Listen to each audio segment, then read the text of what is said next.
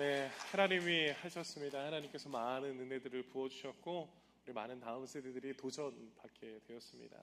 근데 이 모든 것들이 교사가 열심히 해서 우리 아이들이 기도해서 뿐만 아니라 정말 우리 성도님들이 이번 2025년 여름 사역은 정말 눈물로 많이 기도해 주시고 또 많은 사랑으로 섬김으로 섬겨주셔서 얼마나 풍성했는지 모르겠습니다. 우리를 사용하시고 하나님께 감사 영광의 박수 올려드리겠습니다. 네, 은혜 받은 자녀들 다음 세대를 보니까 마음이 뛰시죠? 가슴이 막 벅차오르시죠? 이들이 바로 한국교회의 소망들이고 우리 사문 아름다운 교회 미래들입니다. 계속해서 이 아이들이 은혜 받아 또 하반기의 삶에서도 하나님께 영광 올리는 귀한 믿음의 다음 세대를 될 수 있도록 계속 기도해 주시기를 부탁드리겠습니다. 네, 오늘 말씀을 주제를 한번 이렇게 잡아봤습니다. 기역 니은을 물려주지 말라라고 했는데 오타가 아닙니다. 제가 일부러 이렇게 주제를 잡아봤는데요. 우리 다음 세대들을 바라보면서 오늘 이 설교를 같이 준비를 했습니다.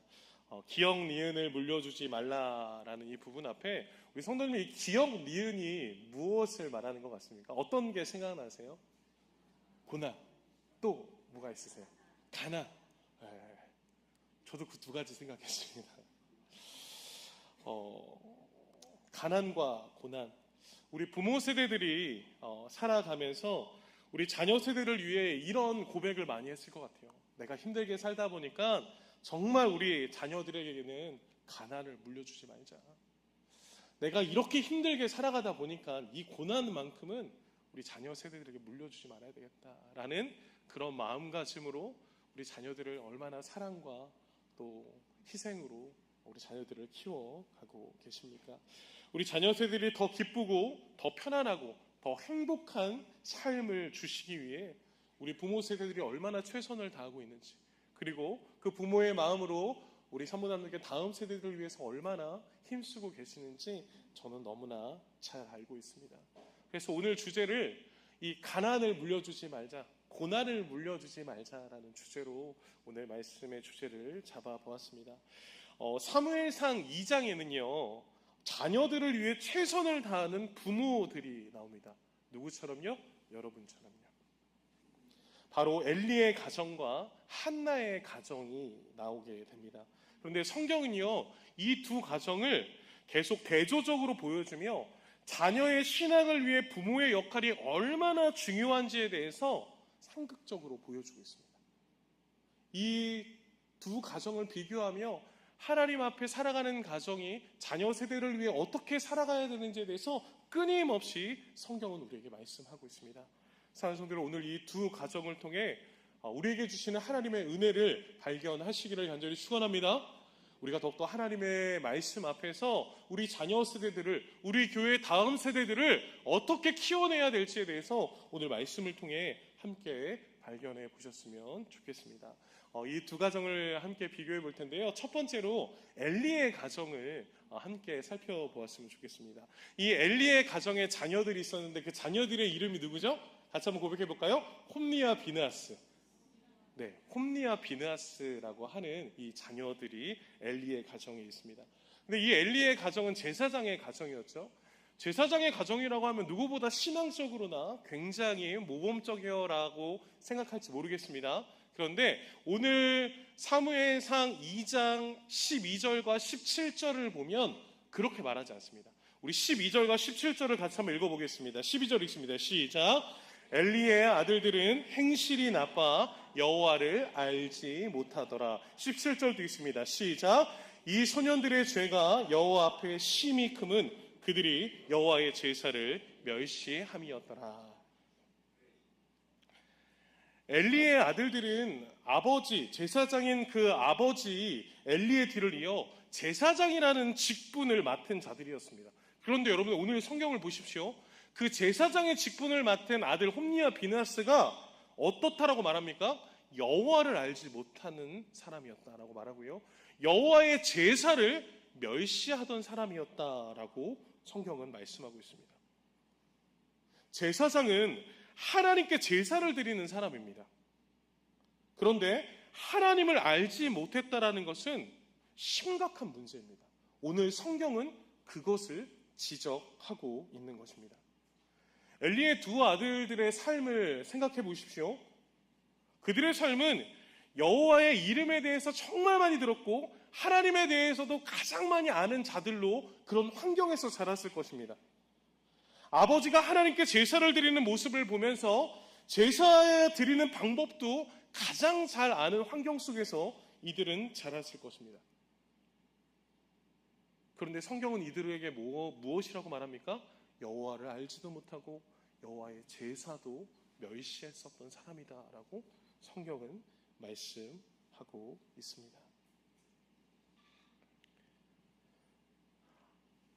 지식으로는 하나님에 대해서, 제사에 대해서 잘 알고 있었지만 자신들의 인생의 주인으로는 하나님을 믿고 인정하지 않았다라는 결론이 오늘 성경에 나온 결과입니다.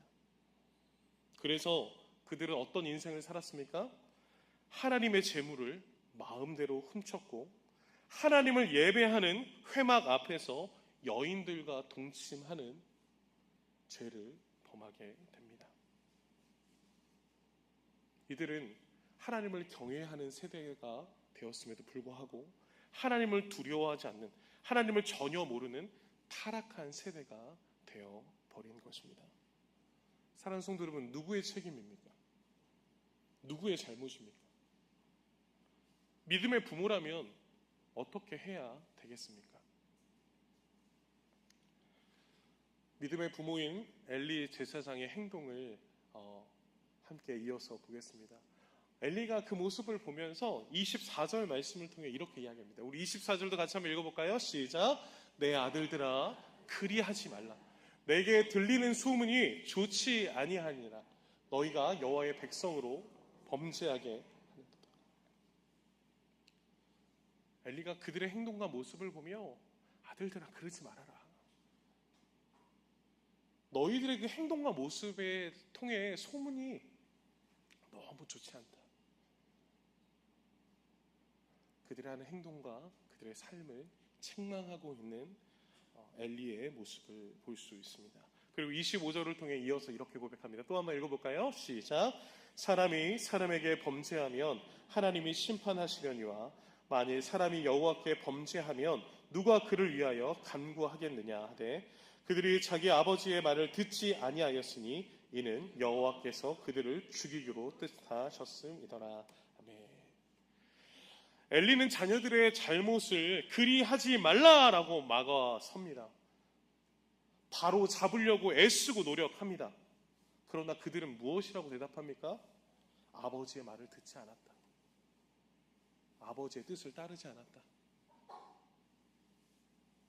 그래서 결국 하나님께서는 그들을 어떻게 하기로 하십니까? 그들을 죽이기로, 심판하시기로 결정하십니다. 이것이 믿음의 가정에 있는 자녀들의 모습이었습니다. 사무엘상 2장 34절은 그래서 이들의 인생을 이렇게 이야기합니다. 34절 같이 한번 읽어볼까요? 시작. 내 두 아들 홈리와 비느하스가 한날에 죽으리니 그들이 당할 그 일이 내게 표징이 되니라. 믿음의 가정에서 믿음의 축복을 누리며 살아가야 되는 그 세대들이 타락한 세대가 되어버렸고 하나님을 전혀 모르는 끔찍한 심판을 당하게 됩니다. 왜 부모인 엘리는 이 자녀들의 죄악과 잘못됨을 막지 못했을까요? 왜 이들의 잘못을 부모로서 막아서지 못했을까요? 그 이유는 성경에서 이렇게 말합니다. 바로 부모인 엘리의 죄악 때문이다라고 성경은 우리에게 말씀합니다. 오늘 본문 29절에 보면 오늘 29절을 통해 왜 엘리가 그 자녀들을 막지 못했는지에 대해서 명확하게 말씀합니다. 우리 29절을 또 같이 한번 읽어볼까요? 시작.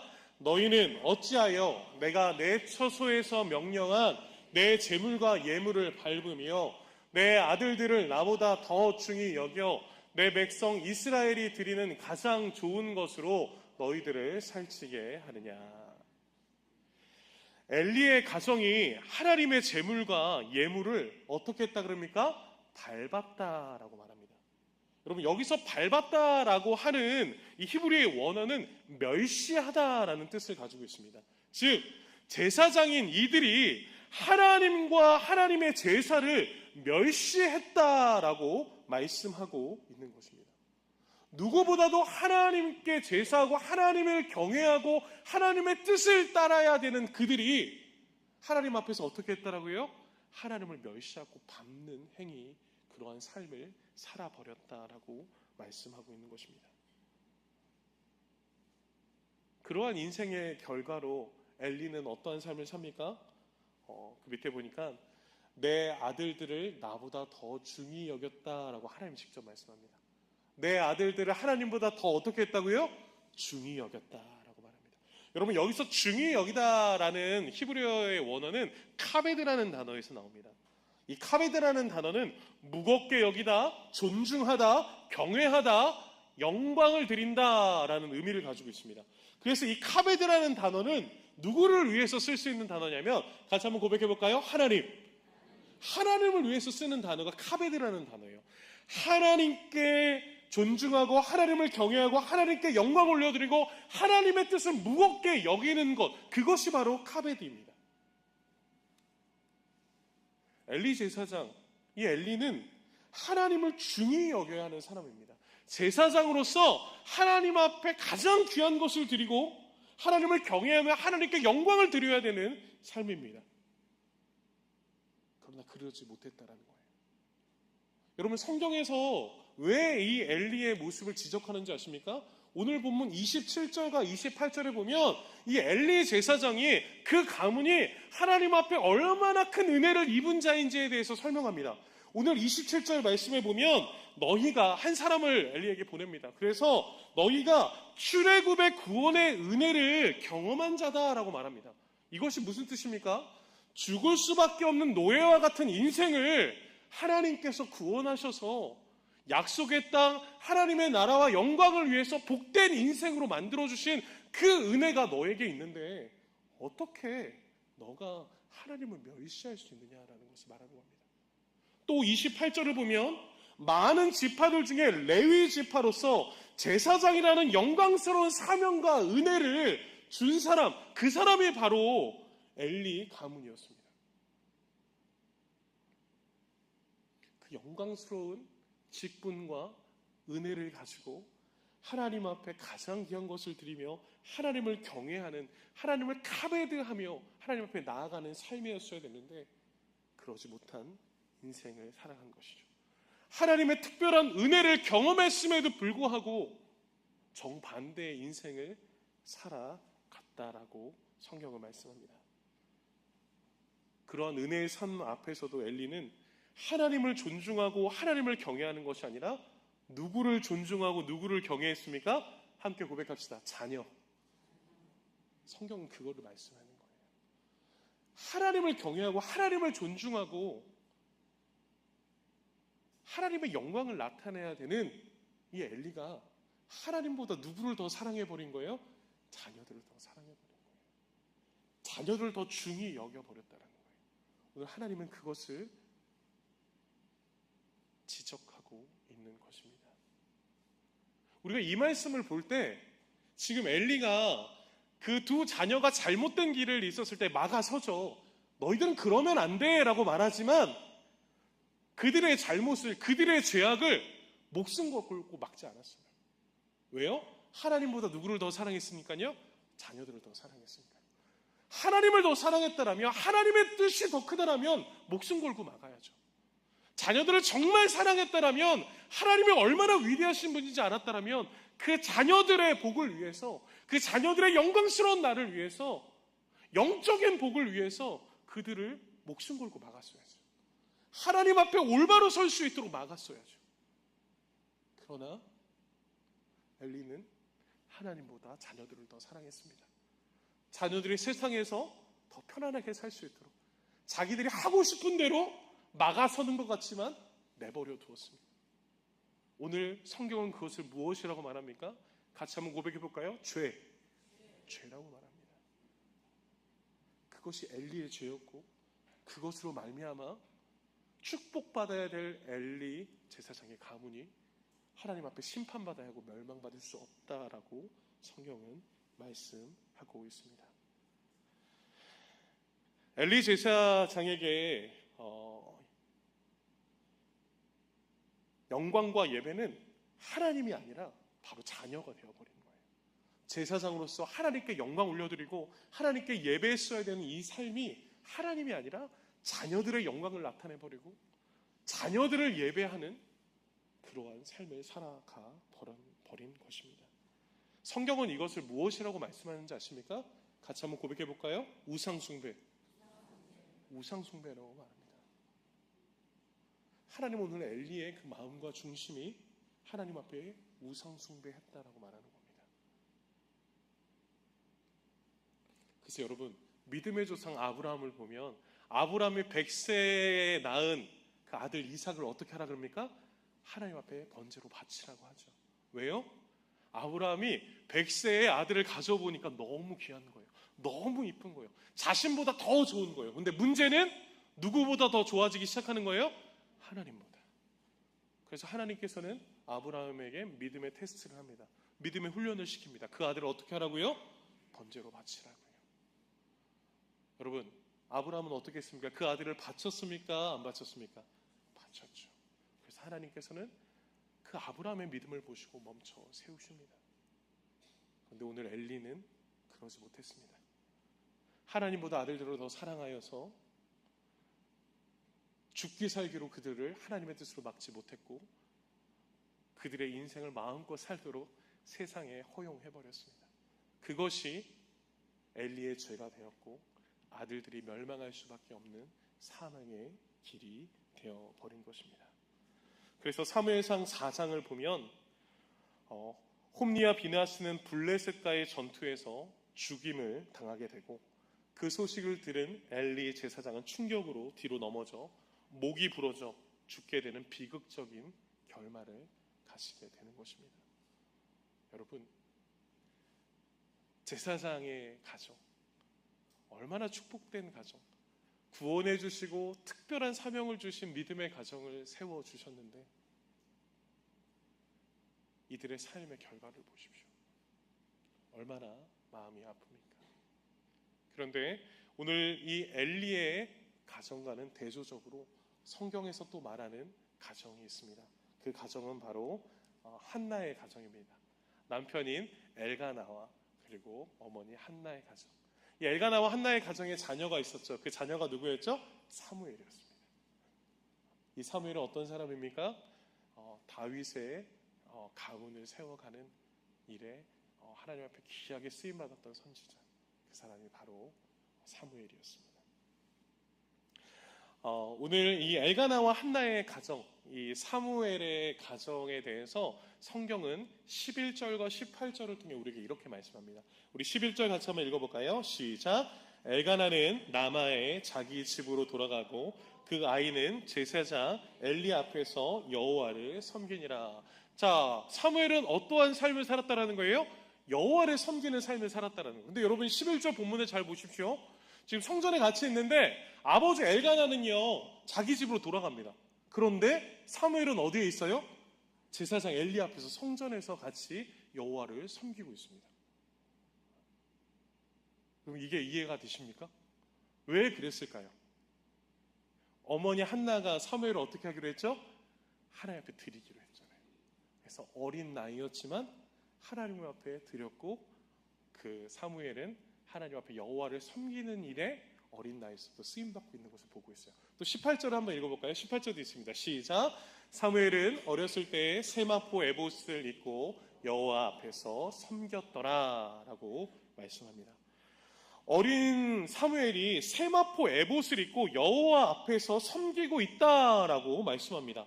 여러분, 이 여호와 앞에서라는 표현은 단순히 성전에 있었다는 물리적 위치만을 의미하지 않습니다. 이는 사무엘의 모든 삶이 하나님과의 관계 속에 있었다라는 것을 말씀하는 것입니다. 우리는 여기서 중요한 사실을 한 가지 발견하게 됩니다. 여러분, 에봇은 누가 입을 수 있습니까? 제사장이 입는 것입니다. 이 에봇은 제사장의 직무에 수행을 할 때 입는 옷이 바로 에봇이었습니다. 율법에 따르면 에봇은 반드시 세마포로 지어야 했고 제사장의 직무를 수행할 때만 입을 수 있었습니다. 근데 여러분, 이 어린 사무엘이 이 세마포 에봇을 입었다는 것은 그가 이미 하나님의 일꾼으로서 준비되고 있었다라는 것을 성경적으로 말씀하고 있습니다. 자, 그럼 여기서 가장 중요한 질문이 나가게 됩니다. 어린 사무엘이 이 세마포 에봇을 입고 제사장으로서 이 사명을 감당해 나갈 수 있도록 누가 도왔습니까? 누가 도왔습니까? 네, 엘리도 도왔지만 부모 누가 도왔습니까? 한나와 엘가나가 돕고 있다는 거예요. 어린 아이를 어떻게 그냥 성전에 두고 갈 수 있습니까? 그런데 이 아이가 정말 하나님의 일을 감당할 수 있도록 어린 아이를 끊고 이 아이가 성전에서 하나님의 귀한 제사장의 직분을 감당할 수 있도록 부모가 옆에서 돕고 있는 거예요. 여러분, 그 일들을 19절을 통해 우리가 계속 볼 수 있는데 우리 19절 말씀을 같이 한번 읽어볼까요? 시작! 그의 어머니가 매년 드리는 제사를 드리러 그의 남편과 함께 올라갈 때마다 작은 겉옷을 지어다가 그에게 주었더니. 매년 제사를 드립니다. 그리고 지금 사무엘이 에봇을 입고 있는데 그 옷을 누가 계속 준비해 주는 거예요? 어머니가 준비해 주는 거예요. 한나는 매년 드리는 제사 때마다 사무엘에게 겉옷을 지어다 주었습니다. 이것은 단순한 옷이 아닙니다. 그 겉옷에는 한나의 신앙과 헌신이 담겨져 있습니다. 그럼 이 시대 당시에 옷을 만드는 것은요, 쉬운 일이 아니었어요. 우리가 아이들 옷을 입힐 때 그냥 백화점 가서 옷을 사고 마트 가서 옷을 사고, 요즘은 더 편해졌죠. 쿠팡에서 누르면 다음날 바로 도착을 해요. 담고 싶은 거 그냥 담으면 아이들 마음껏 입힐 수 있어요. 그런데 이 시대는 그렇지 않았습니다. 이 시대는 재료를 구하는 것부터 시작해서 천을 짜고 옷을 만드는 모든 과정이 수작업이었습니다. 그래서 한나가 이 옷을 만드는데 얼마가 걸렸다고요? 같이 한번 고백해볼까요? 1년. 1년을 준비해서 아들을 옷을 입히는 거예요.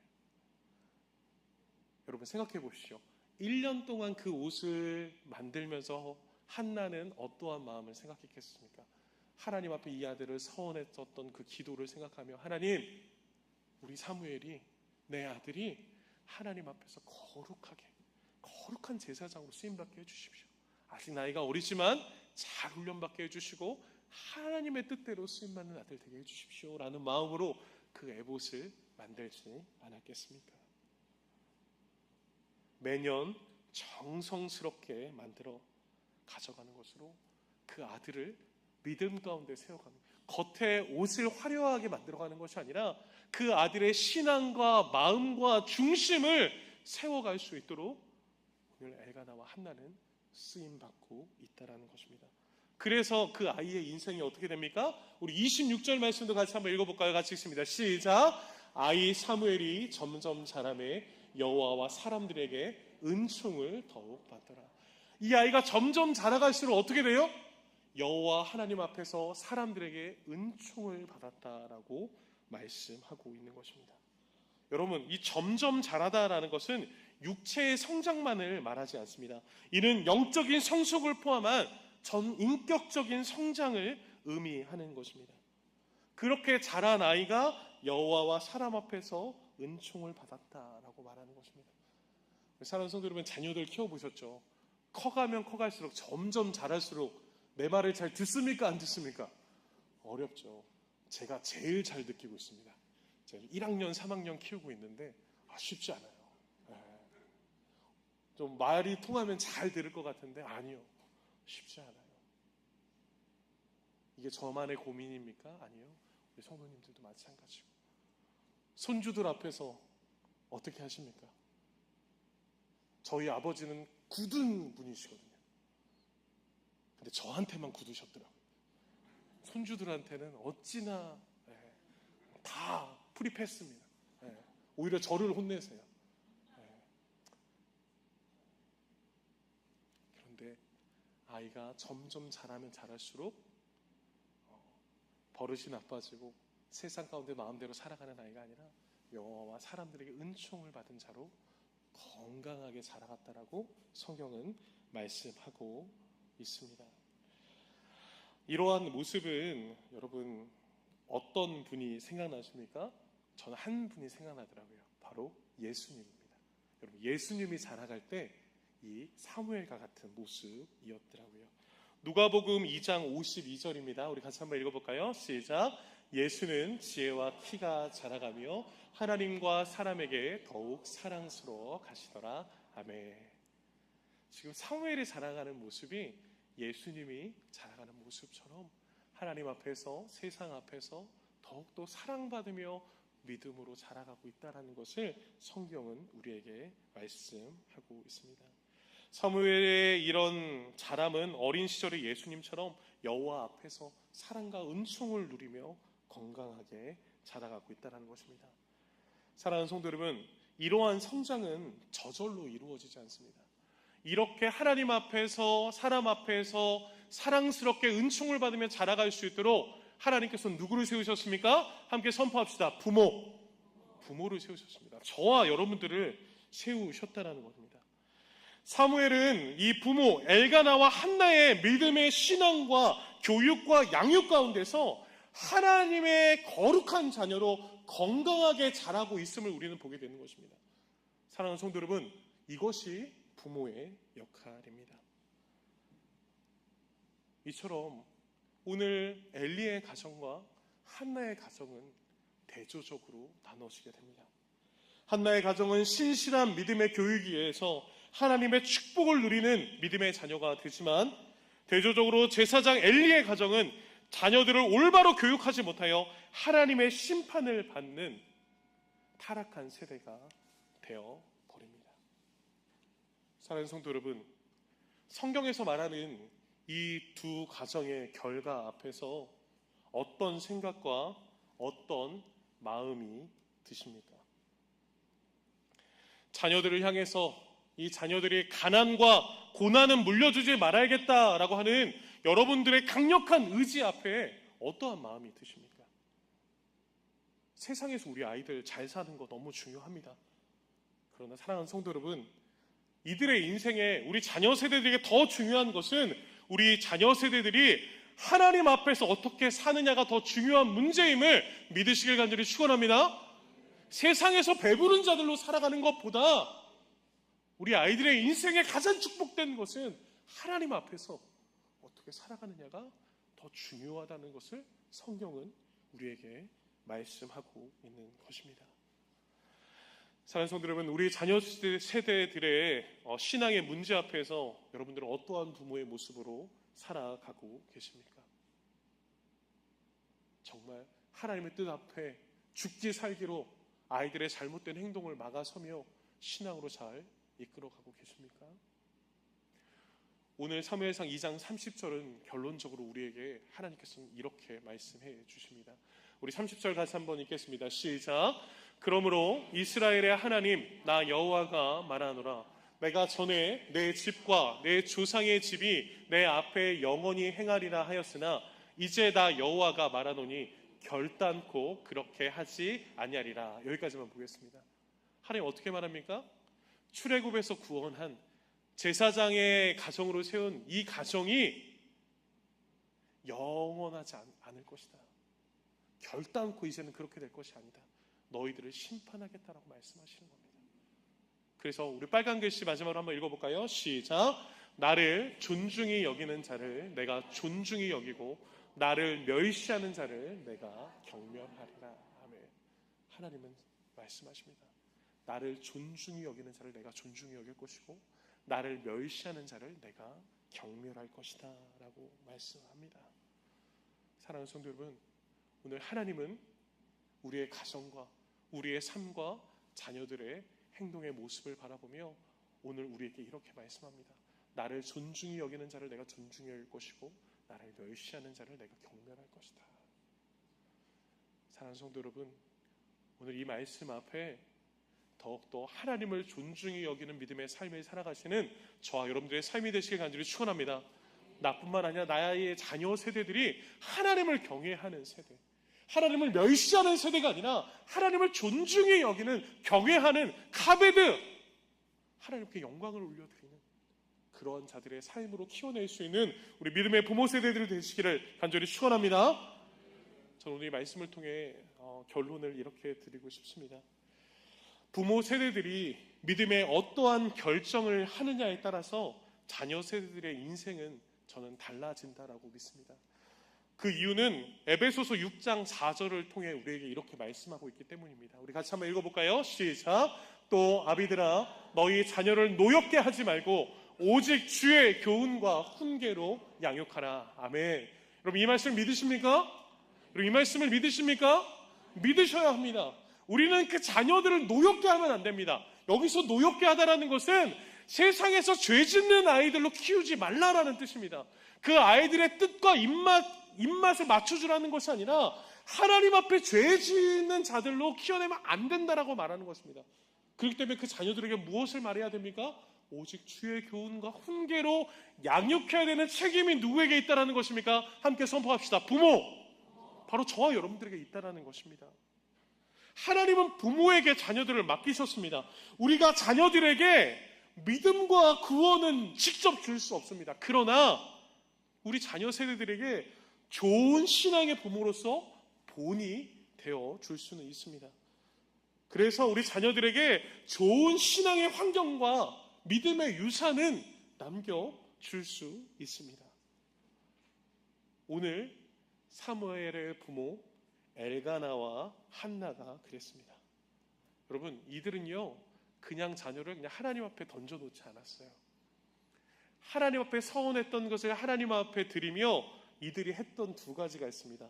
첫 번째가 무엇인지 아십니까? 저를 따라 고백해볼까요? 목숨 걸고 기도했다. 목숨 걸고 기도했습니다.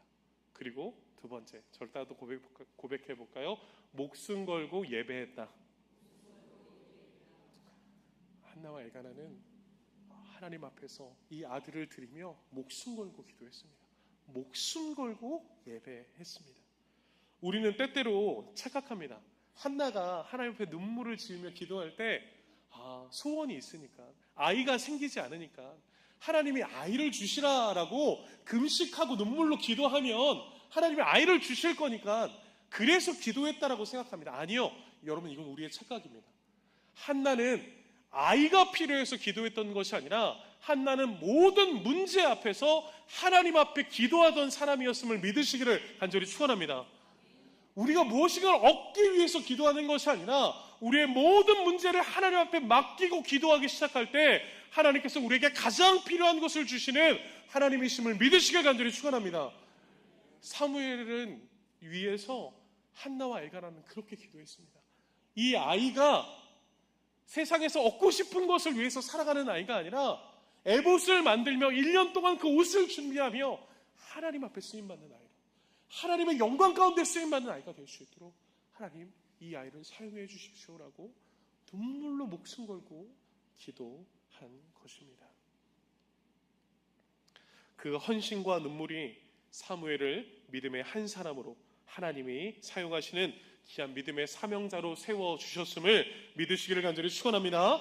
사랑하는 성도 여러분, 우리 믿음의 자녀들이 부모님의 품 안에서 지낼 축복의 시간이 그리 많이 남지 않았습니다. 우리 어제도 결혼을 시킨 가정이 있고 2주 뒤에도 결혼을 이제 시키는 가정들도 있고 앞으로도 결혼시킬 가정들이 있는데, 여러분 다음 세대라는 것은 부모의 품 안에 있을 때를 이야기합니다. 부모의 품 안에 떠나가면 자녀들을 신앙으로 훈련하기가 쉽지 않아요. 그래서 교회에서 다음 세대가 중요하다, 다음 세대가 중요하다, 다음 세대가 중요하다는 이유가 무엇입니까? 이 자녀들이 부모의 품을 떠나기 전에 믿음의 세대로 세워야 될 최고의 기회다라는 것을 말씀하고 있는 것입니다.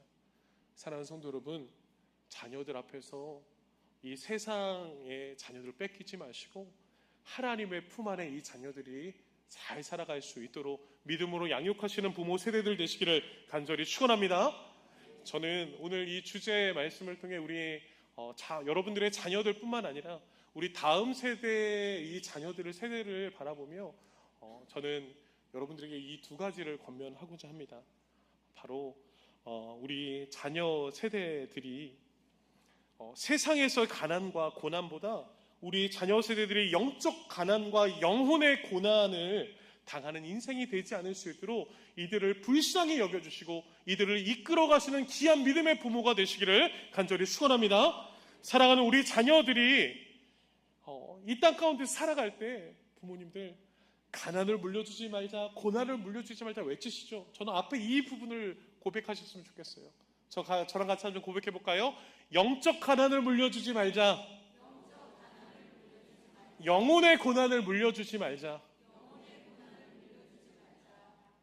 믿음 안에서 깨어있는 부모라면 우리 아이들이 세상에서 가난하고 고난을 물려주지 않는 부모를 뛰어넘어 우리 아이들이 영적인 가난과 영혼의 고난을 물려주지 않을 수 있는 믿음의 본이 되는 부모 세대들 되어주시기를 간절히 축원합니다.